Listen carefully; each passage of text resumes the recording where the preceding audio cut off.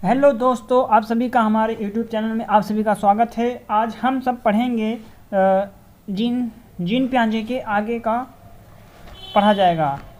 अगले चैप्टर में हमने पढ़ा था स्वायत्तता नैतिकता की आवश्यकता, जिसकी उम्र 9 से 11 साल थी। 9 से 11 साल थी। जीन पियाजे के अन्य सिद्धांतों में आता है स्वायत्त नैतिकता की अवस्था, मतलब कि जीन पियाजे ने नैतिकता की अवस्था भी दिया था। इस काल में नैतिकता बच्चों के समकक्ष अर्थात मित्रों के बीच के संबंधों से विकसित होती है और अपने मित्रों के संबंधों के द्वारा न्याय का एक ऐसा दर्शन उभरता है जिससे दूसरे के अधिकारों के संदर्भ में चिंता एवं पारस्परिकता का भाव दिखता है। बच्चों में सोचने की प्रवृत्ति भी होती है। नियम और कानून लोगों के द्वारा विकसित किए जाते हैं। यहाँ तक हम पिछले वीडियो में पढ़े थे। आज हम उसके आगे का वीडियो पढ़ेंगे, जिसमें लॉरेंस कोहलबर्ग के नैतिक विकास का सिद्धांत है। हम इसके पिछले वाले में जीन पियाजे के नैतिक सिद्धांत के बारे में पढ़े थे। आज हम इस वीडियो में लॉरेंस कोहलबर्ग के नैतिक विकास का सिद्धांत पढ़ेंगे, जो जीन पियाजे के सिद्धांत को आधार मान करके ही लॉरेंस कोहलबर्ग ने इस सिद्धांत को दिया था। लॉरेंस ने पियाजे के सिद्धांत को आधार मान करके नैतिक विकास की अवस्था का सिद्धांत दिया था, जिसे उसने 3 भागों में विभाजित किया था। लॉरेंस कोहलबर्ग के नैतिक विकास का सिद्धांत कितने भागों में विभाजित है, तो हम कह सकते हैं कि वो 3 भागों में विभाजित है। नंबर 1 है पूर्व परंपरागत स्तर, जिसकी उम्र 4 से 10 साल मानी गई है। पूर्व परंपरागत स्तर को हम पूर्व नैतिक स्तर भी कह सकते हैं, और प्रत्येक स्तर के 2-2 चरण हैं, अर्थात कुल मिलाकर के 6 चरण हो जाते हैं। तो पूर्व परंपरागत स्तर या पूर्व नैतिक स्तर के 2 अवस्थाएं होती हैं। नंबर 1 है दंड तथा आज्ञा पालन की अभिमुखता, पनिशमेंट एंड ओबीडियंस ओरिएंटेशन।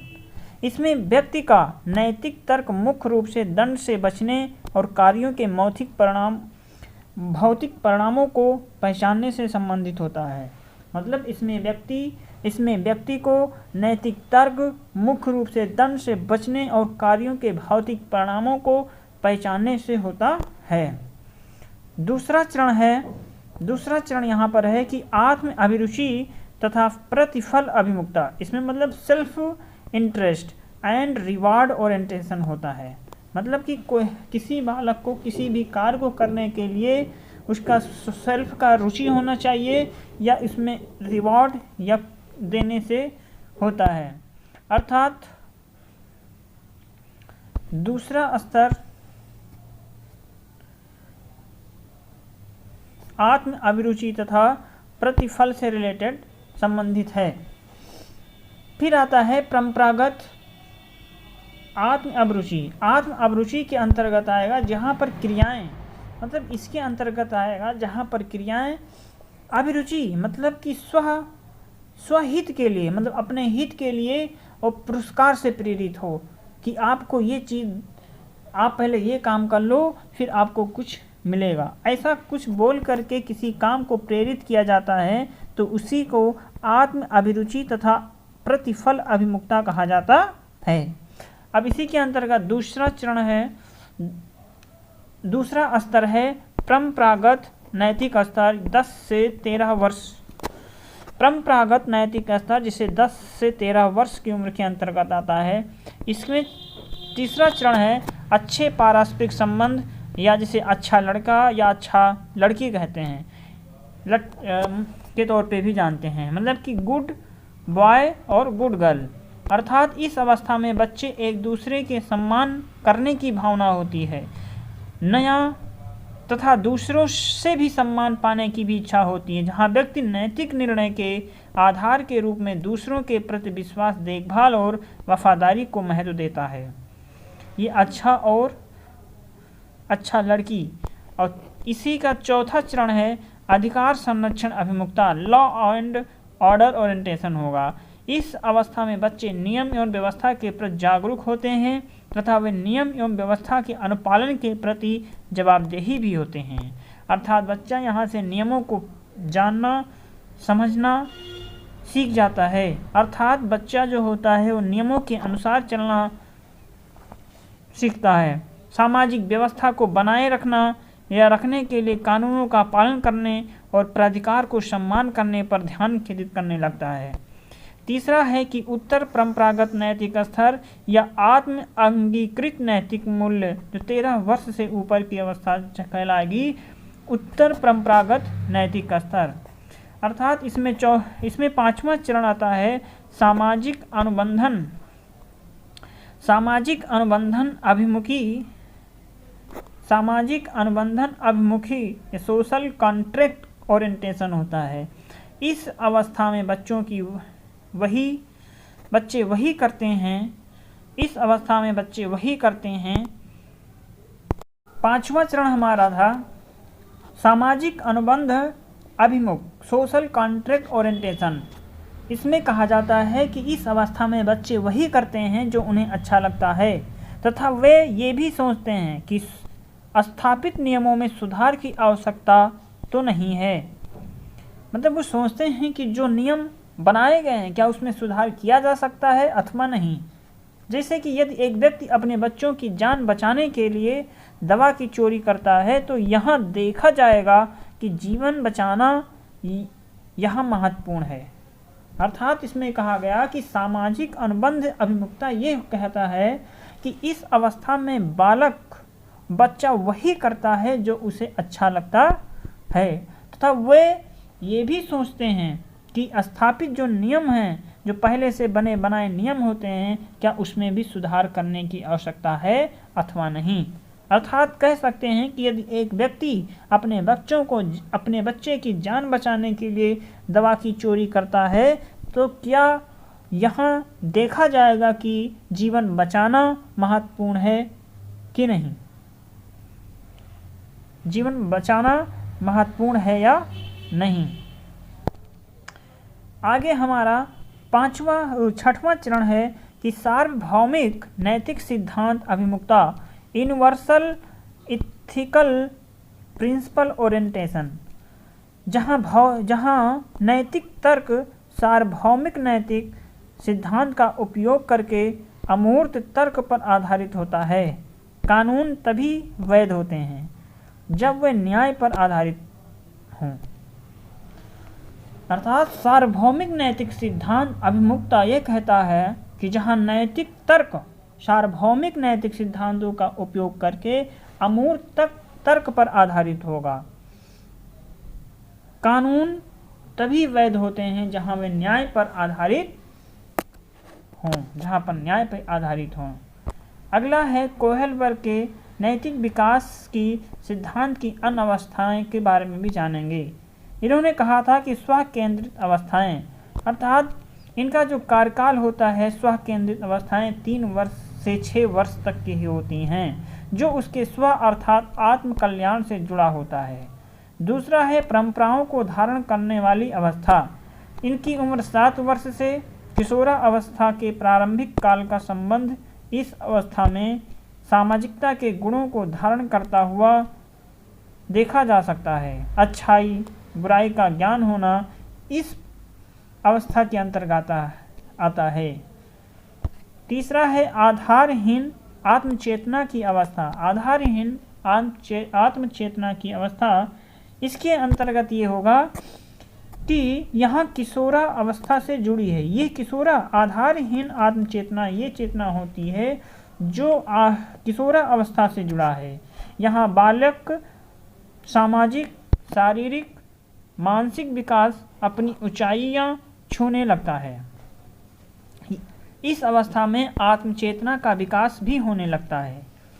चौथा अवस्था है कि आधार युक्त आत्मचेतना की अवस्था, नैतिक या चारित्रिक विकास की यह चरम अवस्था है।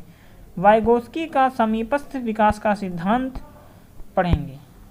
अब वाइगोस्की के समीपस्थ विकास का क्षेत्र क्या कहता है इसके बारे में यहाँ पर हम पढ़ेंगे। अगला सिद्धांत यही है कि यहाँ यह वाइगोस्की का सामाजिक सांस्कृतिक सिद्धांत का एक भाग है। इसके अंतर्गत वाइगोस्की ने एक संप्रत्यय दिया था जिसका नाम था स्कॉफ फोल्डिंग, सहारा देना। स्कॉफ फोल्डिंग का मतलब होता है कि किसी को सहारा देना। स्कॉफ फोल्डिंग का अर्थ क्या है ये समझना है। जब बच्चे किसी समस्या के लिए किसी वयस्क या साथी के मार्गदर्शन की उपस्थिति में कार्य करता है तो वह प्रक्रिया स्कॉफ फोल्डिंग कहलाती है। अर्थात बच्चा समस्या के समाधान का हल किसी की सहायता अथवा मार्गदर्शन से कंप्लीट करता है या पूरा करता है तो वह प्रक्रिया सहारा देना कहलाती है। इसी को बोला जाता है स्कॉफ फोल्डिंग या सहायता देना। जॉन डीवी बाल केंद्रित शिक्षा का समर्थन करते हैं। जॉन डीवी जो थे बाल केंद्रित शिक्षा का समर्थन करते हैं। जॉन डीवी के अनुसार शिक्षा एक त्रिध्रुवीय प्रणाली है जिसके अंतर्गत शिक्षक, शिक्षार्थी और पाठ्यक्रम आते हैं। शिक्षक, शिक्षार्थी और पाठ्यक्रम आते हैं। ये जॉन डीवी के अनुसार इसी को कहा गया है त्रिध्रुवीय प्रणाली। त्रिध्रुवीय प्रणाली।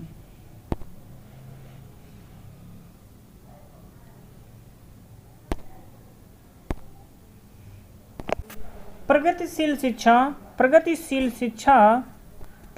शिक्षा जॉन डीवी इस शिक्षा पद्धति के पिता माने जाते हैं। मतलब प्रगतिशील शिक्षा के जनक जॉन डीवी को कहा जाता है। सार्वभौमिक का अर्थ होता है सबके लिए उपलब्ध कराना। सार्वभौमिक का अर्थ क्या है कि सबके लिए उपलब्ध कराना। सर्व शिक्षा अभियान की शुरुआत 2001 में हुई थी। कस्तूरबा गांधी बालिका विद्यालय योजना की शुरुआत 2004 में हुआ था। बुद्धि के 3 मुख्य पक्ष होते हैं: कार्यात्मक पक्ष, संरचनात्मक पक्ष और क्रियात्मक पक्ष। बुद्धि को मुख्यतः 3 श्रेणियों में रखा गया है: सामाजिक बुद्धि, स्थूल बुद्धि, अमूर्त बुद्धि। बुद्धि के सिद्धांत। बुद्धि के कितने सिद्धांत हैं? तो सिद्धांत और इधर पढ़ेंगे प्रतिपादक। तो एक कारक का सिद्धांत बिने, टर्मन और एस्टन ने दिया था। द्विकारक का सिद्धांत स्पीयरमैन ने दिया। बहुकारक का सिद्धांत थॉर्नडाइक के द्वारा। प्रतिदर्श सिद्धांत थॉमसन के द्वारा। समूह कारक का सिद्धांत थर्स्टन के द्वारा। और पदानुक्रम का सिद्धांत, इसे हम त्रिआयामी का सिद्धांत, जिसने जेपी फोल्ड ने दिया था। तरल ठोस बुद्धि सिद्धांत आरबी कैटल के द्वारा। बहुबुद्धि का सिद्धांत हर्बर्ट गॉर्डनर के द्वारा। चिंतन का मतलब होता है थॉट, इसको इंग्लिश में बोलते हैं चिंतन, और चिंतन का मतलब होता है thought. Some words in English meaning चिंतन, थॉट, संकल्पना, कॉन्सेप्ट होता है, और तर्क की मतलब आर्गुमेंट होती है। प्याजे के संज्ञानात्मक के 4 चरण होते हैं। प्याजे के संज्ञानात्मक विकास के 4 चरण होते हैं। विकास के 4 चरण जिसमें संवेदी प्रेरक अवस्था 0 से 2 वर्ष होती है। इंद्रियों एवं क्रियाओं के माध्यम से दुनिया को देखता है। संवेदी अवस्थाएं, संवेदी प्रेरक अवस्था 0 से 2 वर्ष जिसमें इंद्रियों एवं क्रियाओं के माध्यमों से दुनिया को देखता है।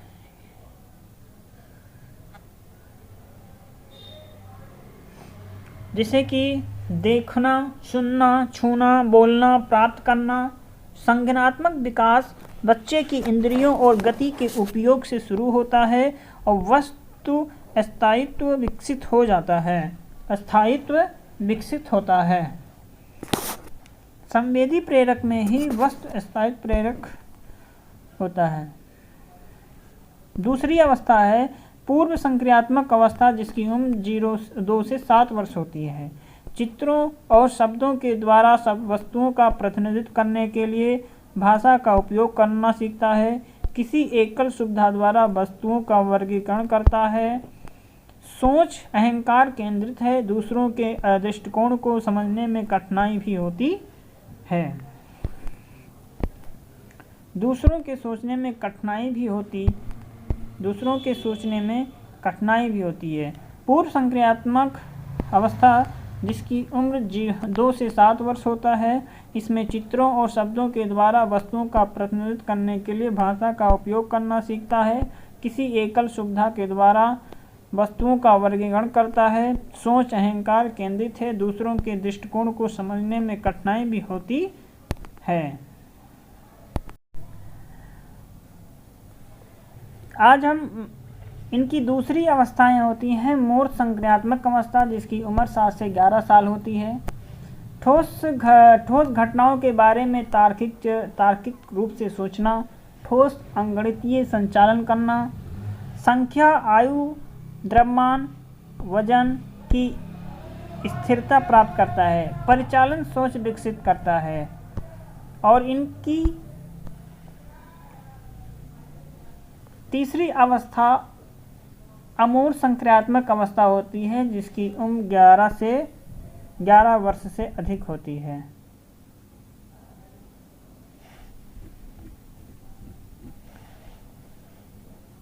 ये चौथी अवस्था है अमूर्त संक्रियात्मक अवस्था, जिसकी उम्र 11 से अधिक होती है। अधिक परिपक्व नैतिक तर्क के लिए संभावित होता है। काल्पनिक भविष्य वैचारिक समस्याओं से संबंधित हो जाता है। अमूर्त अवधारणा विकसित करता है। इदम, अहम और परा अहम की अवधारणा सिगमंड फ्रायड के द्वारा दिया गया था। इदम, अहम और परा अहम की अवधारणा सिगमंड फ्रायड के द्वारा इनके व्यक्तित्व के मनोविश्लेषणात्मक सिद्धांत में प्रस्तावित की गई थी। इदम का मतलब होता है कि यह प्रणाली का सबसे प्राचीन हिस्सा है जो जन्म से मौजूद है और फ्रायड की अचेतन की अवधारणा से लिया गया है। इसलिए इदम को इन सभी चीज़ों के भंडार के रूप में देखा जा सकता है जो किसी व्यक्ति के श्रृंगार में निश्चित सहज एवं विरासत में है। इदम होता है और बाद में ही उसमें पराअहम भी होता है ना। निश्चित सहज एवं विरासत के तौर में नवजात शिशु का व्यक्तित्व केवल जो छोटा बच्चा होता है, नवजात शिशु का जो बच्चा होगा या नवजात शिशु का व्यक्तित्व केवल इदम होता है, इदम, और बाद में ही उसमें परा अहम और अहम का विकास हो जाता है। इदम हमेशा कहता है बस करो, इदम कहता है कि बस करो। इदम जो आनंद सिद्धांत के द्वारा शासित है, इसीलिए इसे संशोधित या विनियमित करने की आवश्यकता है। और यह कार्य फ्रायड की प्रणाली के दूसरे भाग अहम के द्वारा किया जाता है। अहम के द्वारा दूसरी पढ़ेंगे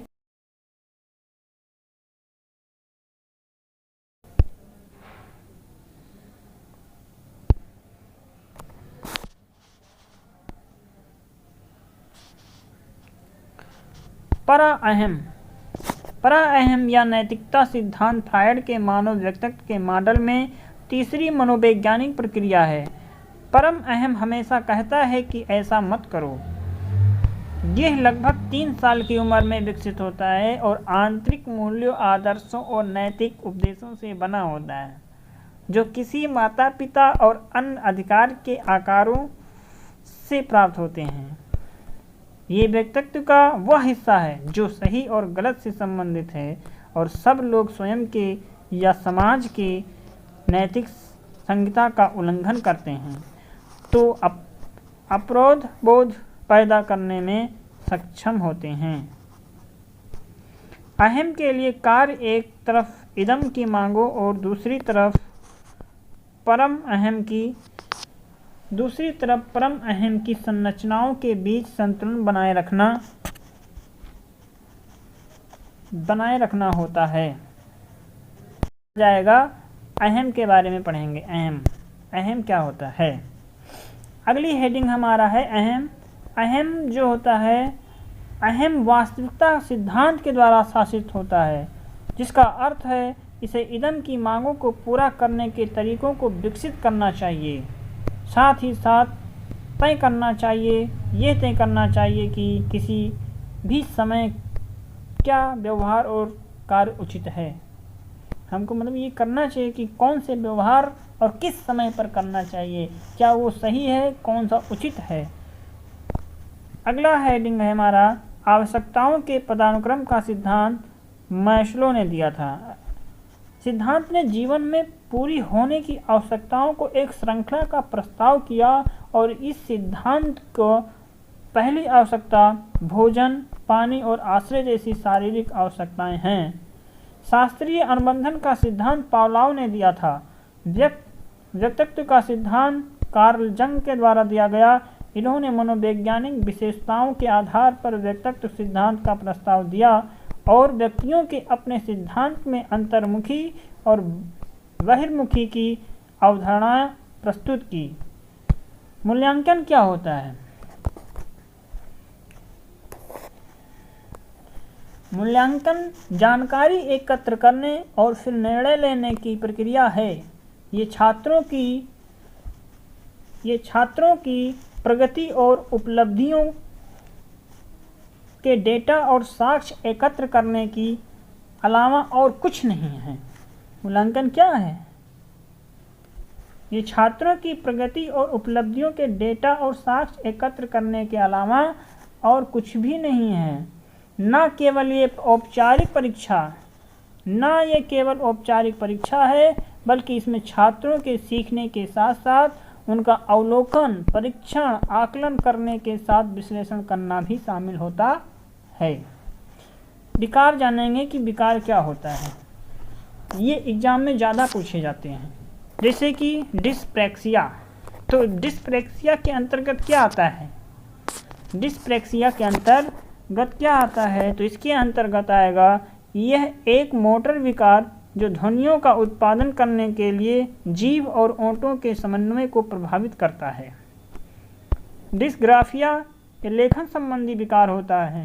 बच्चा लिख नहीं पाता है, लिख लेता है, लेखन संबंधी विकार होते हैं। वाज का क्या लिखेगा? डिस्ग्राफिया लेखन संबंधी विकार होते हैं। डिसलेक्सिया जो पढ़ने और समझने की क्षमता को प्रभावित करता है। डिस्फेसिया एक भाषा विकार है जो संचार कौशल और समझ क्षमता को विकसित करता है। अफेजिया भाषा की एक हानि जो संचार करने की क्षमता का प्रभावित करता है। और स्टटरिंग एक भाषण विकार है जो बार बार एक ही शब्द दोहरा करके भाषण के प्रवाह को प्रभावित करता है। और ये क्या लिखा? डिसअर्थिया एक तंत्रिका विकार जो भाषण को बाधित करने और